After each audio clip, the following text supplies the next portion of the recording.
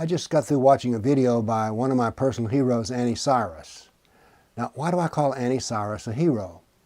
Well, I did something very unusual this week. I went to see a movie by Clint Eastwood about jihad in Europe called The 1517 to Paris.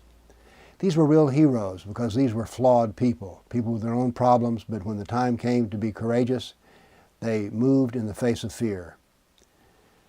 Now, before this movie were a lot of previews of movies that are coming to this theater, and I was struck by, although they talk about heroes, these are not real heroes.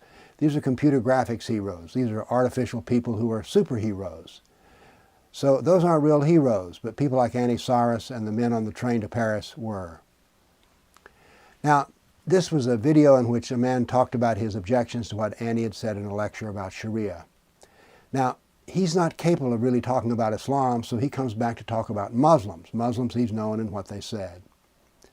Now, he doesn't know it, but he's displaying his ignorance because he thinks that whatever a Muslim says is Islam. Now, this is very advantageous. Why?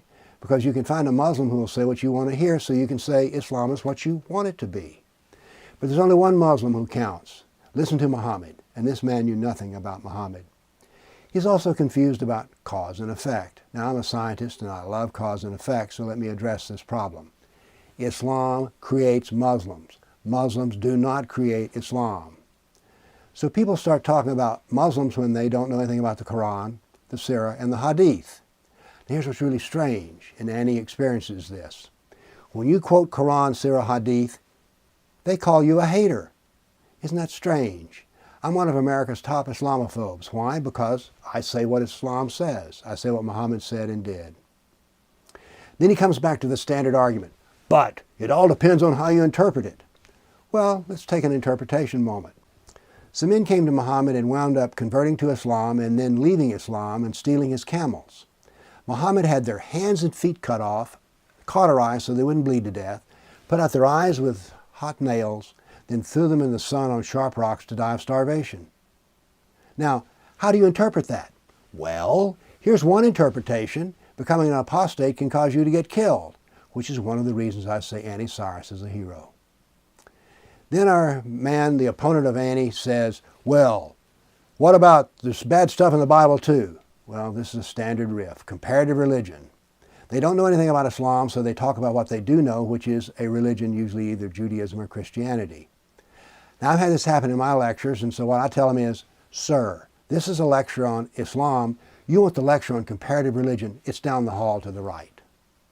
So what these people are doing is they don't know anything about Islam, so they talk about what they do know. And they wind up waving and saying, oh, well, all religions are bad. But then they pull out their ace in the hole. They know a verse of the Quran, and so they quote it. Now, this is truly the mark of ignorance because they don't understand that the Quran is a dualistic document. Muhammad preached the religion of peace for 13 years in Mecca and converted about 150 people.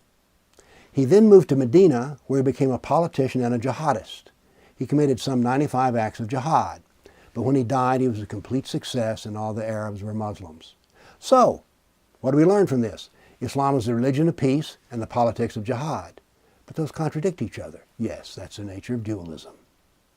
Then he says, well, you think that Sharia will take over this country? Well, there's not a chance of that. Well, this man says, in another way, I don't know anything about Islamic history. Islam invaded what we call Turkey in 1453. It took centuries for Turkey to become completely Sharia compliant, but it happened. You see, there's a law of Islamic saturation. Once Islam enters a society, given enough time, centuries, it will become completely Islamic. Now, this man's arguments are so standard, and yet he thinks he's so intelligent and so original and virtuous. Now, here's the moral of the story. Don't talk about Muslims, talk about Islam. And you be brave enough to talk about Islam, even though you're going to be called a bigot, a hater, a racist, and an Islamophobe. You can be a hero too. Speak the truth.